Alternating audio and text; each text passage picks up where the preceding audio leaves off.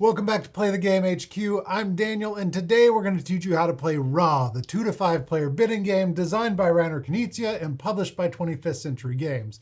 This video is broken down into chapters, which you can find right over here, and you can find more detailed chapters in the video description below.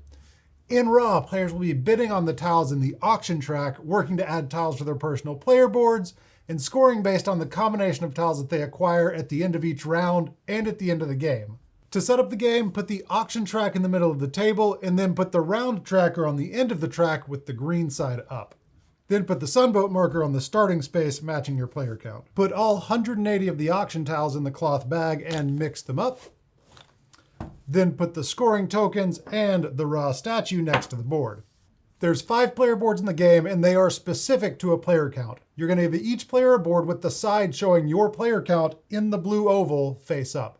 The blue ovals each show a number next to the player count. Place that numbered sun disk face up on each of the blue ovals on your player board. Put the number 1 sun disk in the space in the middle of the auction board, and then you can put any unused discs back in the box. Each player takes 2 5-point tokens and puts them face down under their player board, and now you're ready to get started. Now we're set up for a 2-player game here, but the game plays exactly the same regardless of player count. Ra is played over 3 rounds called epochs. In each round, you'll perform different actions with the goal of getting tiles to build out your tableau and ultimately score the most points based on the tiles you've collected. At the end of each round, players will score their progress, then all of the tiles from the auction board and some of the tiles from your player board will be removed and the next round will begin. The game ends after the 3rd round of scoring and the player with the highest score wins. The player with the highest number sun disk goes first. On your turn, you must perform exactly 1 action. You can draw a tile, you can invoke Ra and trigger an auction, or you can spend a god tile. When you draw a tile, blindly take 1 tile from the bag and place it in the leftmost space under the auction track.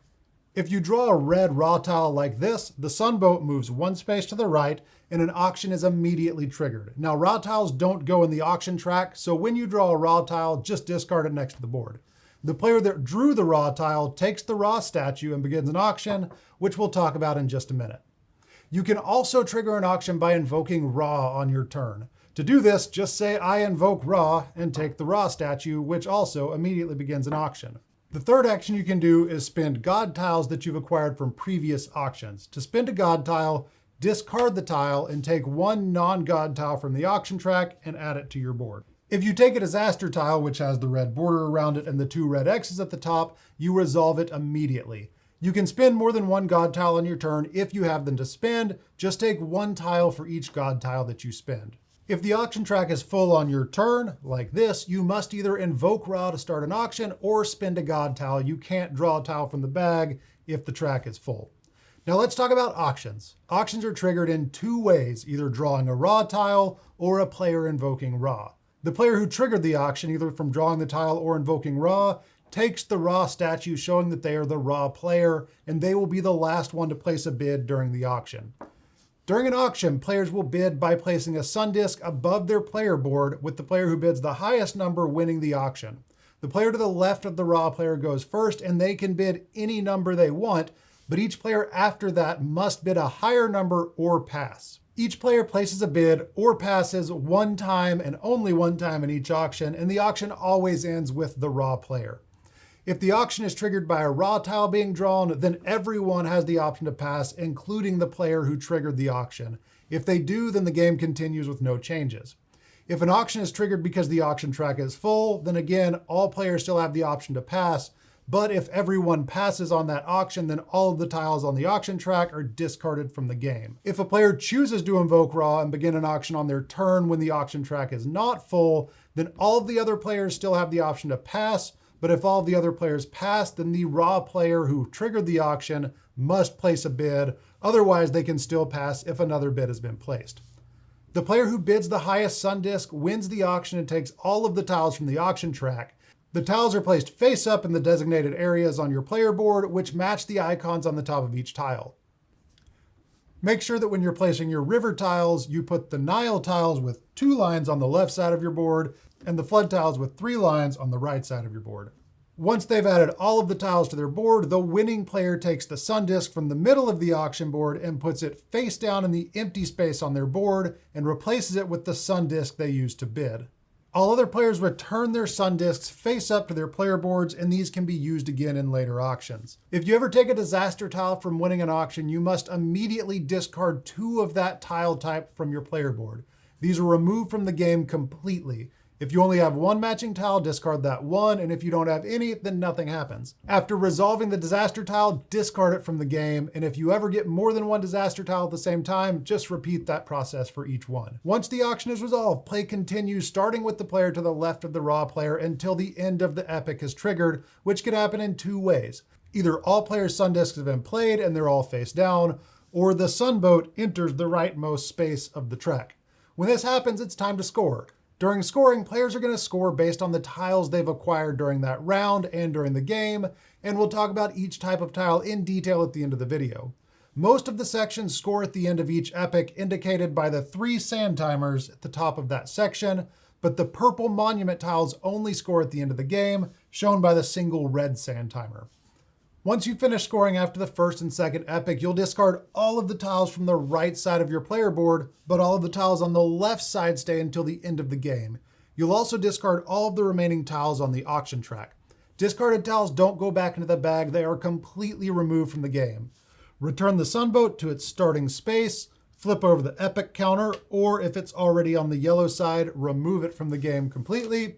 Then all players flip their sun discs face up, and the player with the highest sun disc starts the next round. At the end of the 3rd round, all of the tiles on your board are scored, and in addition to auction tiles, players also add up the total value of all of their sun discs, face up or face down, and the player with the highest total from their sun discs gains 5 additional points, while the player with the lowest total loses 5 points. And points are going to be tracked during the game with the point tokens over here. If there's a tie for the sun disc total, then all tie players either gain or lose the full 5 points, and if everyone has the same total, then no points are gained or lost.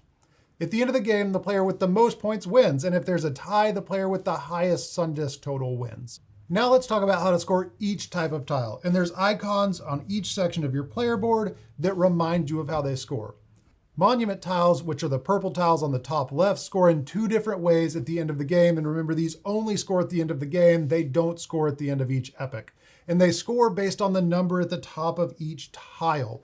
Each group of 3, 4, or 5 identical tiles score 5, 10, or 15 points respectively. So for this right here, I only have 1 set of 3 identical tiles, and that is these 7. So this group of 3 tiles would score me 5 points. They also score for diversity. If you have 6 or fewer individual numbers, then each number is worth 1 point.